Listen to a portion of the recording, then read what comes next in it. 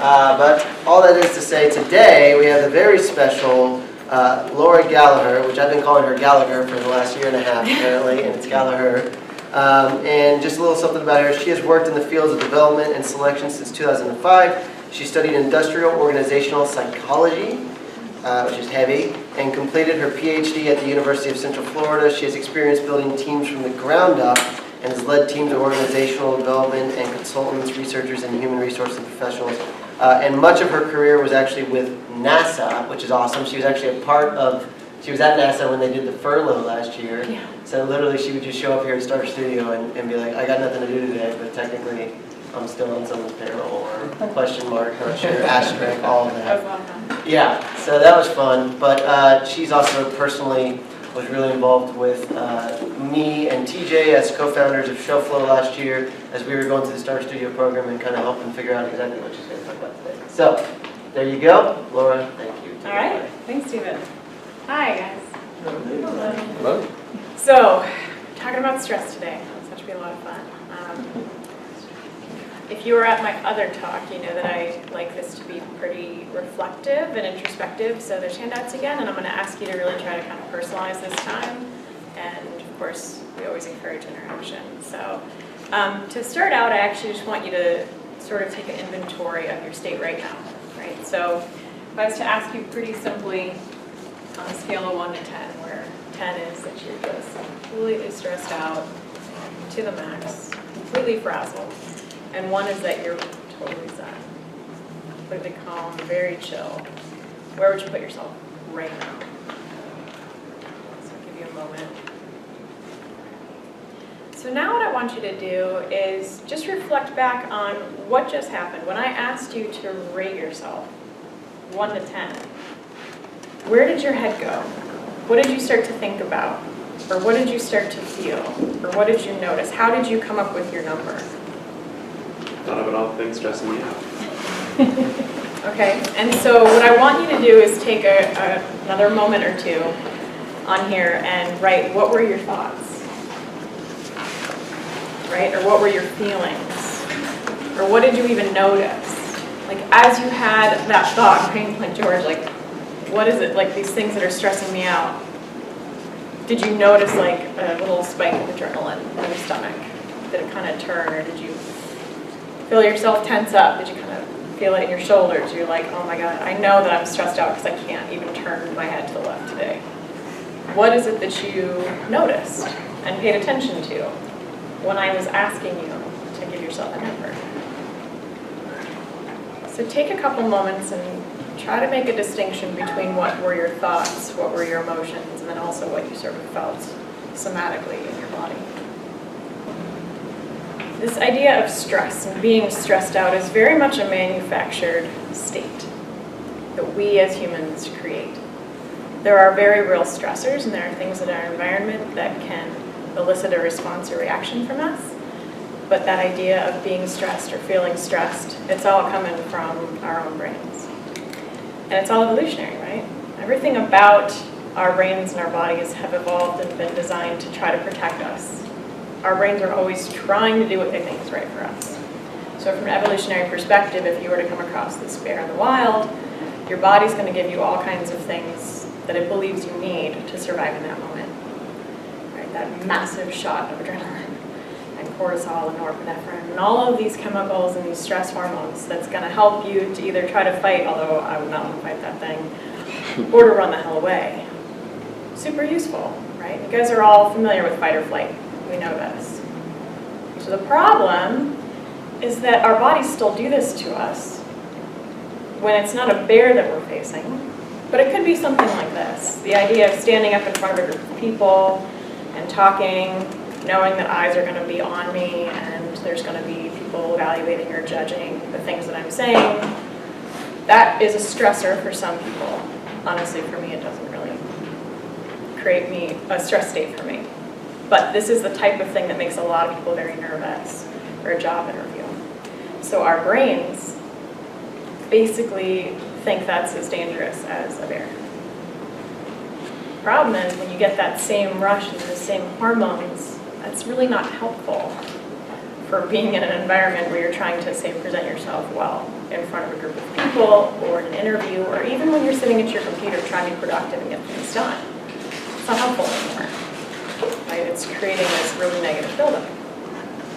So until we evolve to the point where our bodies and brains are better capable of understanding the distinction between a bear and something that makes us nervous like a job interview, it's really up to us to help create more of the positive hormones and those feelings, and notice when those negative stress hormones are taking over and having that distinction.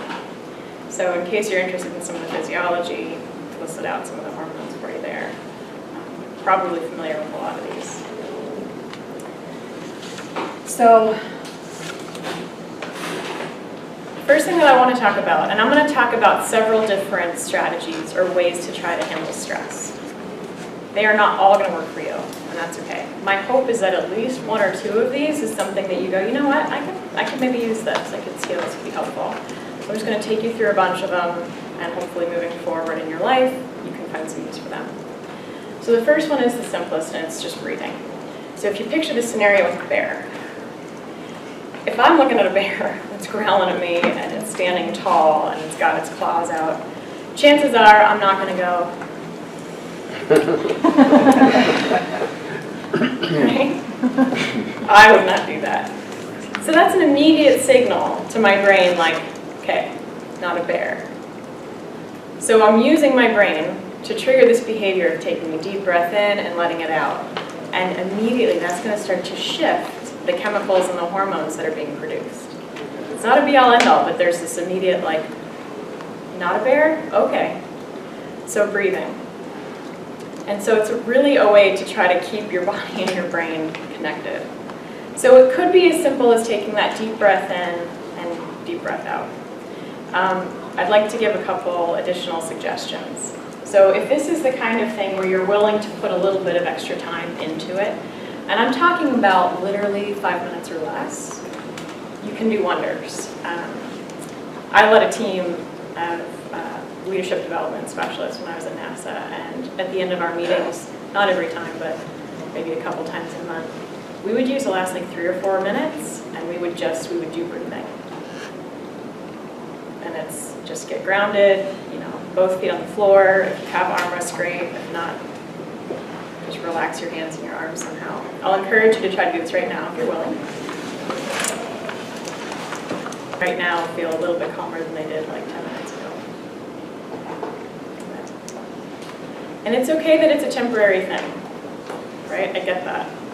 It's like, yeah, okay, that was nice. And I can see my to-do list out of the corner of my eye. Right? I get that. But that was, how long was that? A minute? Maybe? Very, very short period of time, and having these kind of resets is really, really valuable. If you want to take that same kind of exercise and tweak it, when you're feeling especially nervous, like when your heart is really racing, people who have like stage fright or before an interview, that kind of thing, the advice is to, instead of having it be an even 4 in, hold 4, out 4, make that exhale, if you can, twice as long. So that process, if you ever monitor your heart rate when you're breathing, it slows down on the exhale. So the longer you can stretch that out, the more you're communicating to your body to calm down, and you're decreasing that heart rate, which kind of lowers that blood pressure and just communicates everything through your body that it's okay. There may be stressors, but this isn't a life-threatening situation. A couple more things I'll say about the breathing. Anybody get frustrated, cranky, really pissed off sometimes when you're at a red light and you're like, seriously, is it not going to turn yet? Anybody have this experience? You're like, oh my God, is it my turn yet? I've done that. Be like, seriously? Right? I've had that feeling. That is a great moment to do this kind of thing. Take it as an opportunity and not as like, oh, I'm stressed out, I shouldn't be stressed out. Don't blame and shame and guilt yourself for feeling annoyed by like traffic and stoplights. But just say, hey, here's an opportunity. There's not much else I can do, although you could be on your phones, emailing or texting, right? Yeah. But you could also take those 15 or 20 or 30 or 45 or 60 seconds to do this. And then something else that I do, and maybe you have something like this, I for whatever reason, don't drink my coffee fast enough. And so I'm constantly having to go back to repeat it. So like I'll go back to the microwave, I'll stick in there for 30 seconds. Great opportunity to just do that breathing. So you could take your phone with you and like write another half sentence of that email that you're working on, or you could use this. There are so many little opportunities in your day where you can infuse this kind of thing, which just continually communicates to your body and your brain that you don't have to be in the stress state. Okay. So that's breathing. So the next anchor that you can use is visual or experiential. So the brain is amazing. Brain is, like, honestly, so cool when you learn about it. When you're having an amazing experience, whether it's something that's creating a lot of positive arousal for you, like I love roller coasters and that's fun and it's adrenaline, or honestly it could be a romantic relationship or encounter that's making you feel like happy and all those sort of like love hormones. When you have those experiences, you know, your brain is just firing, all those positive hormones are happening. So here's what's really cool. If it's like the next day or even a year later, when you take yourself back to that place and you really let yourself go there and you picture it, your brain responds exactly as it did in that moment. They've done scans of this type of thing. So somebody who's truly in the moment versus somebody who's then fully putting themselves back into that place. Your brain does the same thing. And you guys have maybe experienced this. I mean, I don't want to embarrass anybody, but I'll embarrass myself a little bit. Sometimes when you had like a really good night with a partner, and then like the next day you're kind of thinking about it, and then you notice that you have like all that, whew, and you're like, oh, okay, I need to focus again. I'm sure you guys have never had that. I'm sure that's just me. But that's the kind of thing that I'm talking about. So as another anchor, I'd like you to take a moment right now to think about a time in your life, even if it was a short time, where you were incredibly relaxed, calm, happy, peaceful. And I'll give you mine as an example. So we took a vacation to Maui. Amazing. And the place where we stay had a workout center. And so I would go do a workout, I would jump into the ocean, which was always pretty cold, and then I jump into the pool, which felt really warm, and then I would jump into the hot tub, and the hot tub has a view of the ocean. And in my ideal world, I've got like some coffee and Bailey's going on, because that just makes me happy. I like that. That moment right there, like I've worked out, so I can check that off my list. I'm relaxed, I'm warm, the view is amazing. When I put myself there, like that is my visual or experiential anchor. That moment and just putting myself there is awesome. So that's just an example. So I want you to take a moment. If it's too uncomfortable for you, you don't have to close your eyes, but I would encourage you, if you're willing, go ahead and close your eyes and think about a moment like that. It obviously doesn't have to be like that, but something where you felt that like calm, peaceful, could even be joy. But some kind of experience that when you were there, you know you had those positive hormones flowing.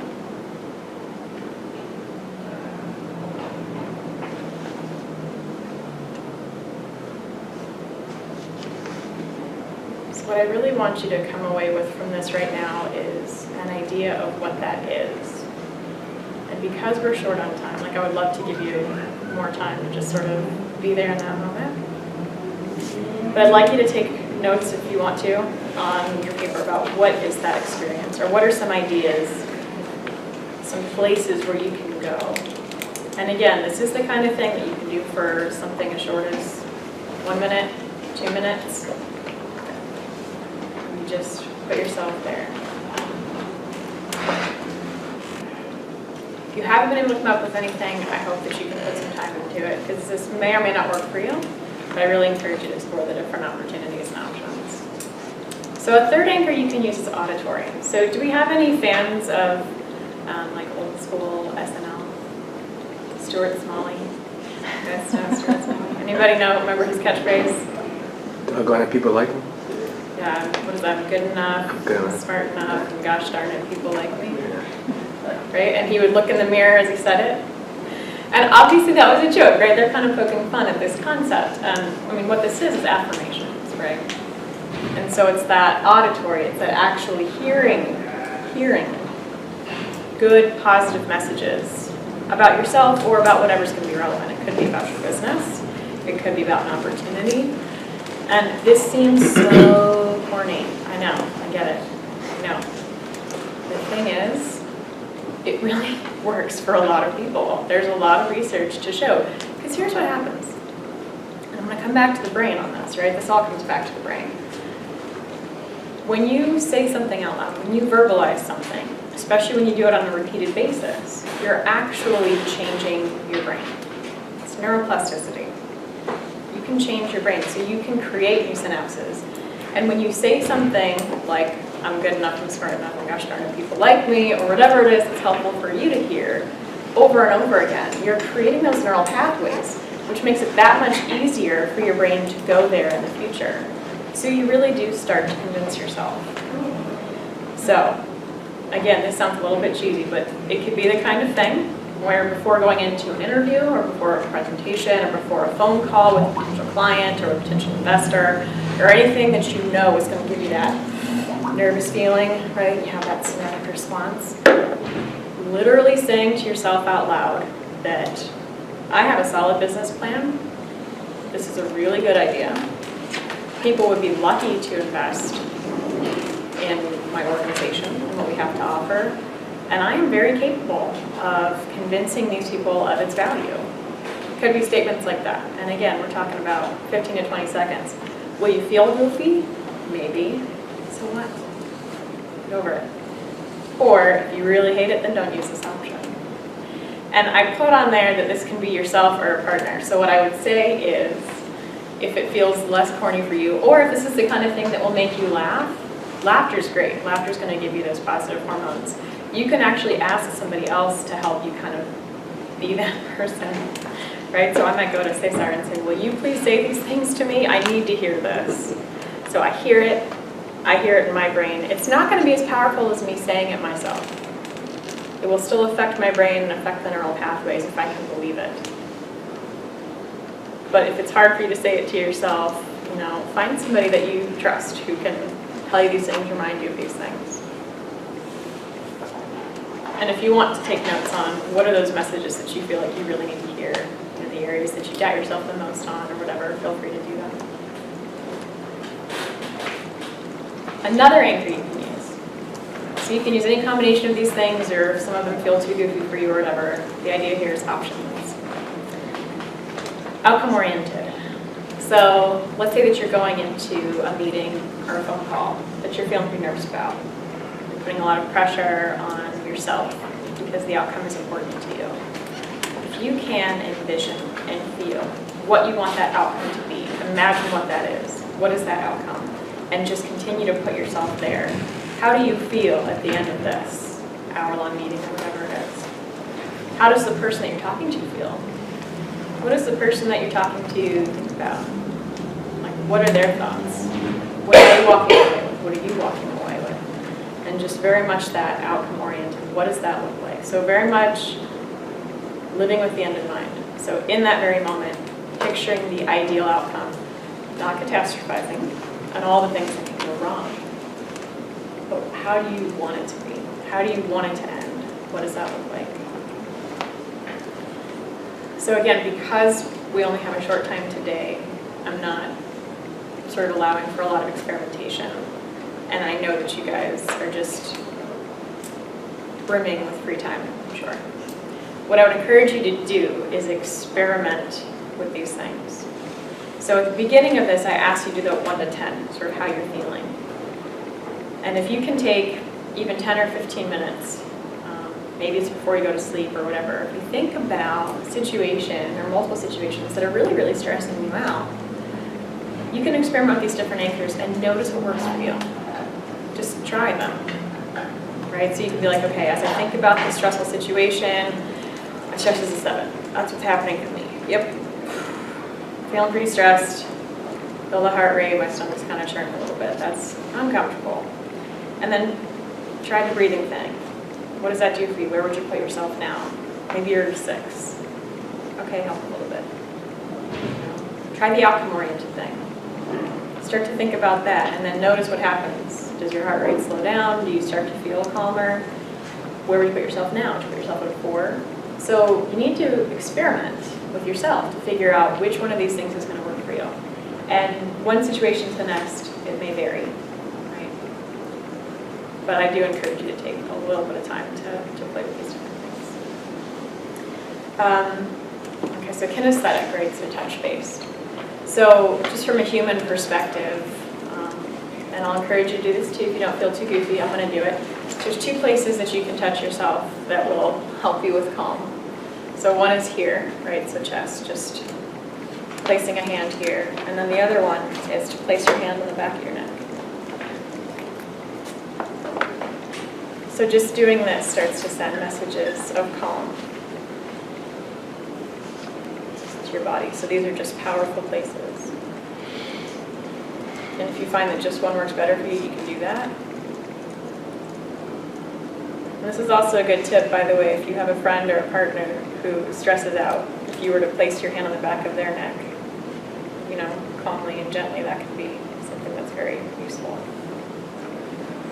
So we know from research that this has that production of things like oxytocin and whatnot. Very helpful. Other things, and it's different for individuals, contact on skin, right? Even if it's just sort of like just lightly dragging your nails across your arm. Different things like this will create oxytocin. If you pet a cat or a dog, that starts to release oxytocin. If you're a parent and you hold a baby and maybe you stroke the baby's back, that produces oxytocin. So there's a lot of different things like this from that touch perspective that can change the hormones in your body. But then there's also a TED Talk from, I think it's in the last 6 to 12 months, that talked about the power of body posture.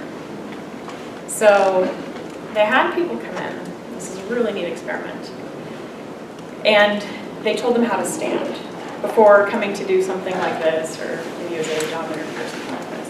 And so some people had to stand sort of, kind of like shoulders in, and maybe head down, and feet sort of turned in a little bit. And they had to sort of hold that for a couple minutes, sort of this. And how does this look to you? Like, how would you describe how shy? What else?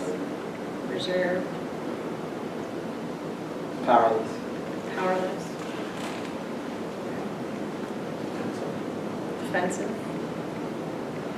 Now, other people, they put in poses like this. How does this look? Assertive. Confident, assertive.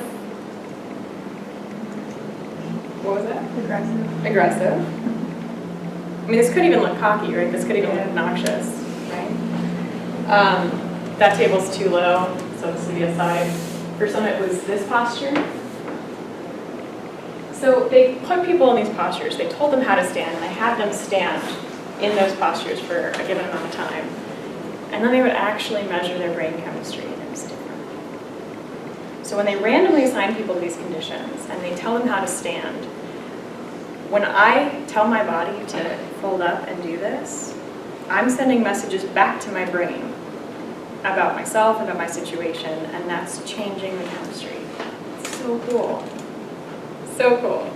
So if you're looking to kind of build that confidence, again, as goofy as it seems, go to the bathroom, go in a stall, whatever. Like, I'm not saying like do it out in the hallway, like in a pan or whatever. But you can do this. There's so many things that you can do that will literally change the chemistry happening in your brain, which changes the somatic response, which helps you to make better choices, represent yourself better, improves cognitive functioning, all of that. Okay. So those are several anchors, and these are all things that you can do that are relatively real time. In the moment, when you're experiencing the stress, these are some strategies that you can use. Are there questions about these so far? I don't know if my question is exactly about this, but I was wondering about the use of games. For instance, sometimes to kind of take a check of where I am mentally, I'll play a Sudoku game. Okay. And I'll go to medium, hard, extreme, and I'm just trying to gauge, because it varies. I mean, some And if you do it enough, at least if I do it enough, I can tell whether I'm sharp or not. And I don't know if it relates to anchoring or not, but I do that with a solitaire game and a Sudoku game, just to check whether I'm Like your concentrating. mental sharpness. Yeah, So what do you do if you notice that you're not as sharp as you want to be, or as you are now? I sleep Sleep. Okay. if I can, or nap, or Okay. Yeah, I think that's great. If you've got ways to sort of check yourself and know, like, all right, my cognitive functioning is not where it could be or should be, and then you know what you can do to remedy that, that's perfect. And sleep is one of my big picture things. I'm sure you guys know that sleep is incredibly important, right? Like, somebody could talk for 5 to 10 hours on the importance of sleep. I'm not going to do that. Sleep is immensely powerful. You need to do more of that. Most of us do. Does it matter if it's, I don't want to say contrived, but that it's conscious, that you're literally telling your body, like, if you're doing this kind of exercise, does it affect the outcome if you're like going, all right, I'm going to literally put my hands out so I feel better? Does the mind care that it's conscious or unconscious? So, for example, if somebody happens to just naturally take this posture, does that change the chemistry faster than if you were to say, all right, let me stand like this so that I can feel more confident? My understanding from the research is no, that it doesn't change. It's like our brains are good, but they're not that good. We kind of trick them. Okay. Yeah, so, and actually coming from a very conscious place is what's so powerful about it all, right? Is that knowing that we can make these conscious choices and affect our brain and our chemistry and all of that. Yeah. The outcome-oriented one, I like that approach, but do you have any tips? Like, I figure if I was thinking about the outcome and I go into it, I picture this is what it's going to be like, and I go in there, it doesn't go to that, it kind of going off my picture would be, like I would get more stressed because I'm like, wait, this isn't going how I planned it. Any tips on like how to deal with that if you're trying to use that approach? I have a lot of tips, and I'm right now trying to think about what I feel like I have time to share. When you think about the end in mind, instead of it being like this is the exact precise outcome I want, if it's focused a little bit more broadly in terms of, you know, I want this person to walk away with the belief that I have a really solid business idea here. Like, that's a relatively broad outcome.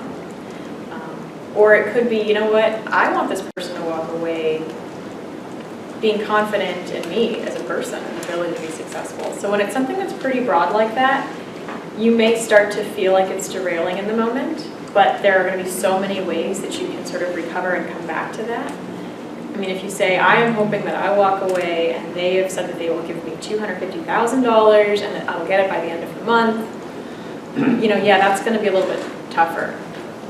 So I think if you can focus the outcome on things that are slightly more abstract, you won't feel yourself derailing as much.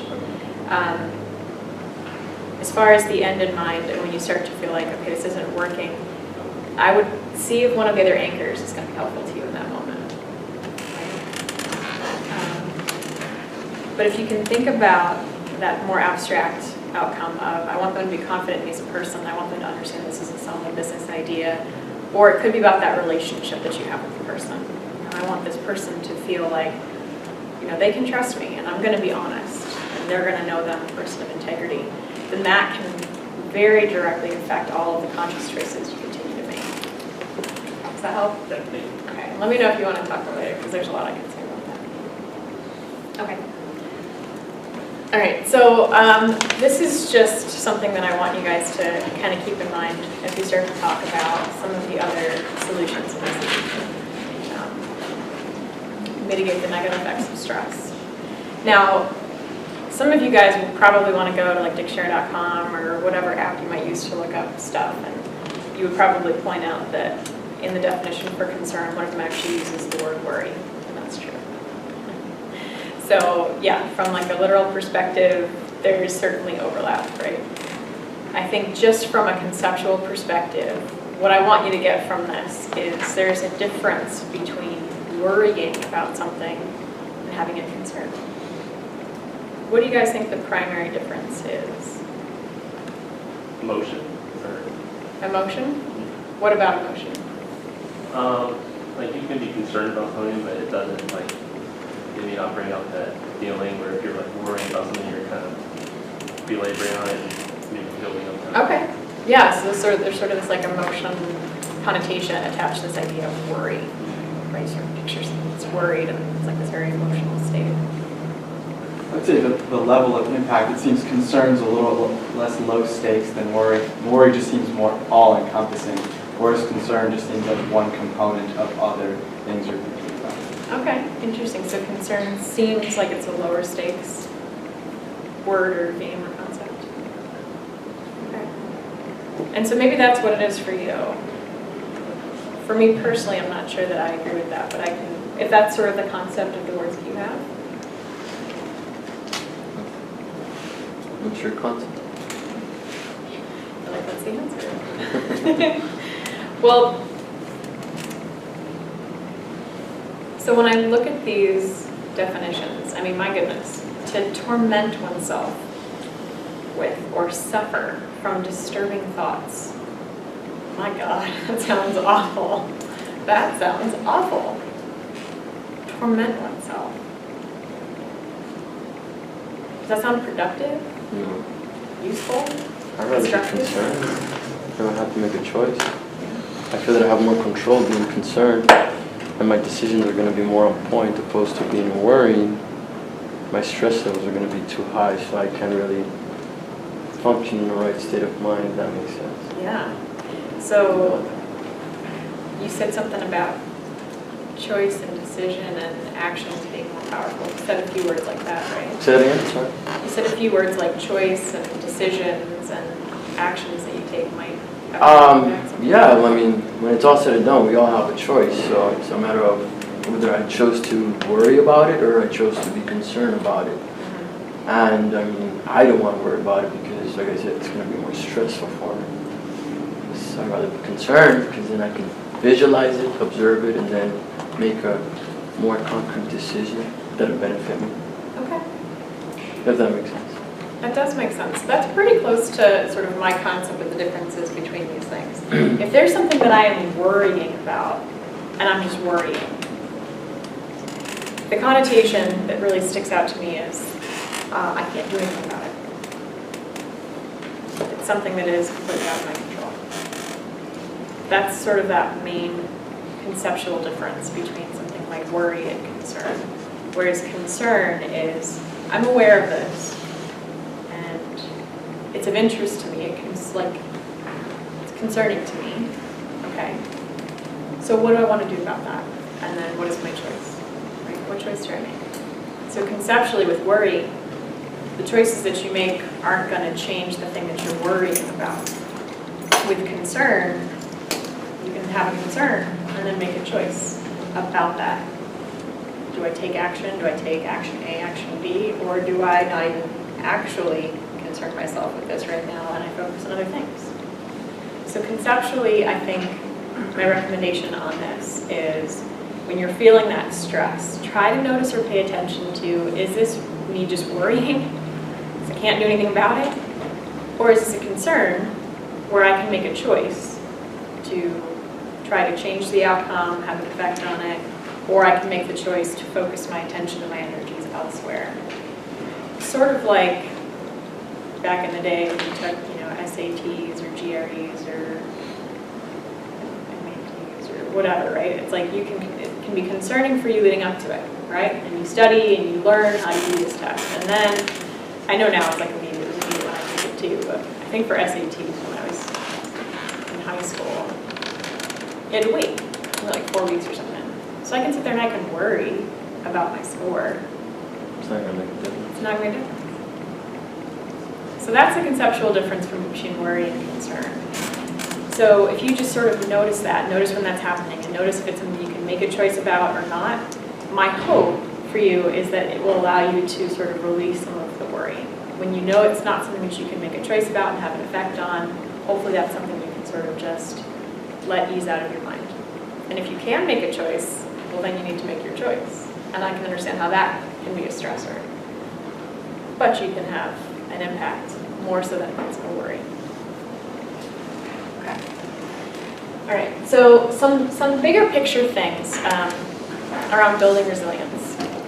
So one of the things that building resilience will do is just when stressors present themselves, you're a lot less likely to have that same strong somatic response and have that, like, you can't shut your brain off. So I'm going to go through these pretty quickly because I got a 10-minute warning.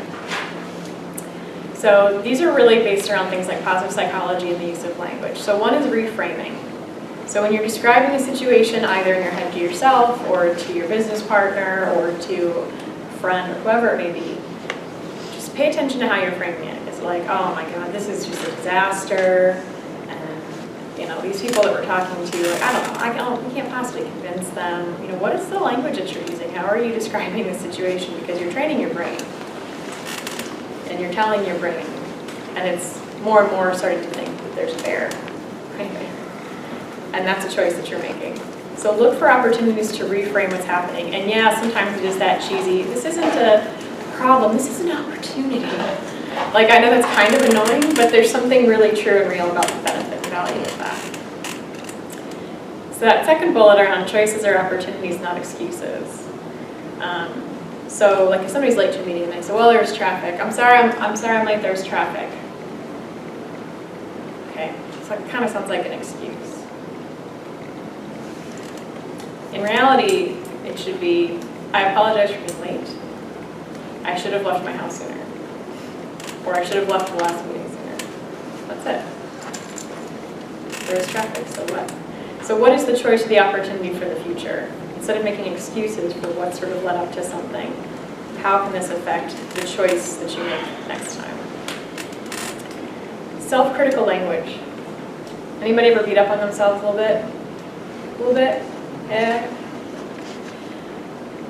Oh my God, I'm an idiot. So stupid. I mean, I can't sell for shit. They're not gonna listen to me. Yeah, well, I mean, that was a pretty stupid thing I did, so if I'd worked harder, or if I did make that choice to have like my third beer last night.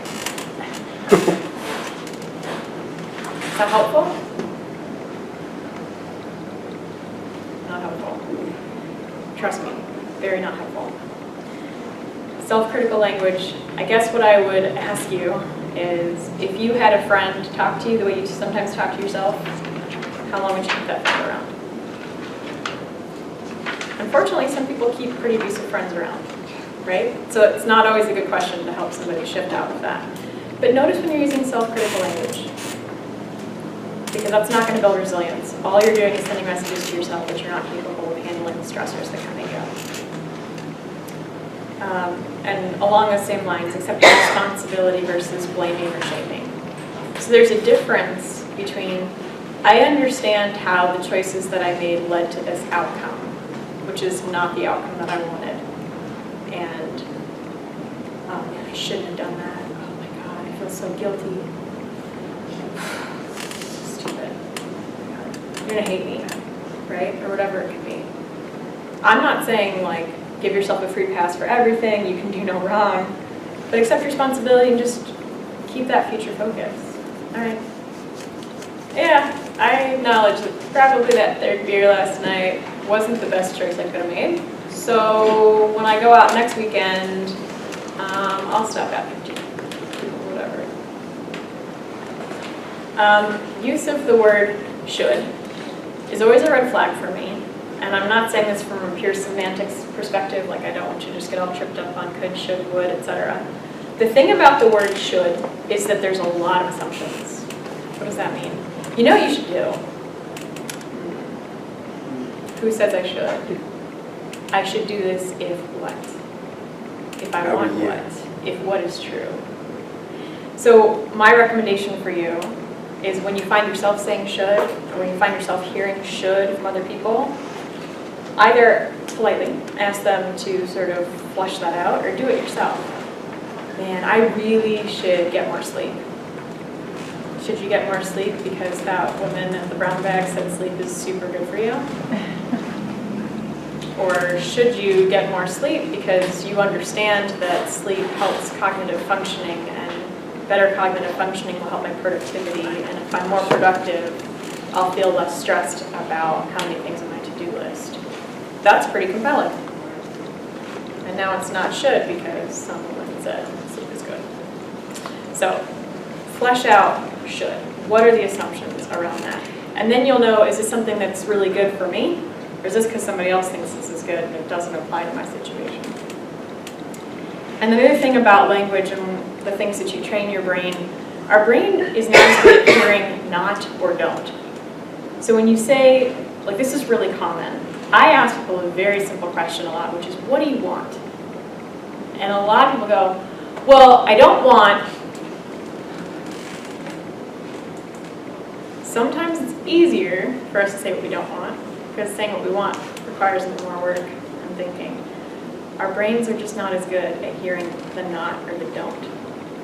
So finding opportunities to phrase things in the affirmative and the positive is a better way to train your brain to create those neural pathways. And then catastrophizing. You guys know what this is? Anyone want to take a guess? Explaining what that is? Maybe something bigger than what it is. Sure, yeah. Every time my wife gets near a plane or a parking garage, Oh, it's gonna fall. It's gonna. wow. Yeah, that would be stressful to always believe that. Is that what it is? Well, catastrophizing is like, imagining that if one thing doesn't go exactly right or go the way that you want, that when this happens, and then this horrible thing happens, and this horrible thing happens, and this horrible thing happens, and oh my God, I have to do good on this one thing. So it's a Placing sequence. so much weight, right, Worry. on one thing. Some of it's worry, and some of it's, you know what, I can manage this. So the way to overcome catastrophizing is to question your assumptions. Like, if I don't do well on the GREs, and I won't get into graduate school, if I don't get into graduate school, I can't get the career I want. If I can't get the career I want, then I can't get the salary I want. If I can't make money, then I'm not going to find a good life partner. If I can't find a life partner, then I can't be happy. If I can't be happy, then why am I even living? That's It is a catastrophizing. sequence? Generally. It's placing a lot of extra weight on one specific thing. If you find yourself doing this, and I'm giving extreme examples, but you guys have probably all done this on a lower scale, question the assumptions. Okay, if I don't do well in the GREs, does that mean I don't get into grad school? Maybe not. Maybe I still can. And I'm also making an assumption that not getting into grad school means I can't have the career I want. Is that even true? So you can find breaks, right, in what you think is so true, these things you think are absolute truths. You can totally break that down. You can use logic to break down these sort of emotional connections that you're making. The other thing is to consider the full spectrum of possibilities. You could do really well in the GREs, you could do okay in the GREs, or you could do really bad. A lot of things could happen here. So it's not going to be just this one thing because you had 3 beers the night before you took the test. And then the third thing around building resilience is identifying specific examples of your own past behavior. Something else that you failed. I failed a test before. You know what? I've totally bombed an interview before. Or you know what? I've put my foot in my mouth in front of a potential investor before. And it was okay. Even if that one person doesn't like me anymore, I was actually still able to build a lot of relationships and create connections. So even if this thing doesn't go well, I can get through it. I've done it before. Okay. So the investigator, and this is something that I think when it's done right takes a lot of time. This is a much bigger picture. So this is identifying the sources of your stress in terms of really noticing what triggers you. What are the things that people say, the things that can happen that just feel like? And you know what, and it could be a person, right? Or it could be a word or a phrase or a sentence or a concept. There are things that trigger us. And you know it's a trigger in this like emotional allergy concept because it can trigger one person and the next person and it's another. So taking the time to figure out what that is and what that is feeding in terms of your own insecurities. And yeah, I am a psychologist and you can roll your eyes and call it cliche, but this stuff does come back to childhood. I swear it does. So to take the time to really kind of go back and figure that out in terms of long-term handling stress is very, very powerful. So let me know if you want to hear more about that. And then defenses. So noticing what those defenses are. Do you withdraw? Do you step back from opportunities because you're so stressed out and you're afraid you're going to fail? And then the other thing you can do from this sort of like logical, if you like to sort of look into things, is really take time to figure out what are the consequences of the stress that I feel. What do you notice about the effect on your health? What do you notice about your productivity? And then what about your relationships? Like, what is happening? So build a case for what you need to do to reduce your stress. So you can come at it from a very logical perspective. And then my last piece is just the really broad, they're not fix-alls, but they are unbelievably powerful. Exercise, sleep, and meditation. So much research on all three of these things. So sleep, the vast majority of people need at least 7 hours. And you might be like, it's ridiculous. I can't even tell you how much more cognitively sharp you are when you get that much sleep. Exercise and sleep affect each other, right? You sleep better when you exercise, and it affects your dietary choices, which also affects your cognitive functioning. These things are just so interconnected and intertwined and have a huge impact on our overall well-being, which makes us better able to handle stressors.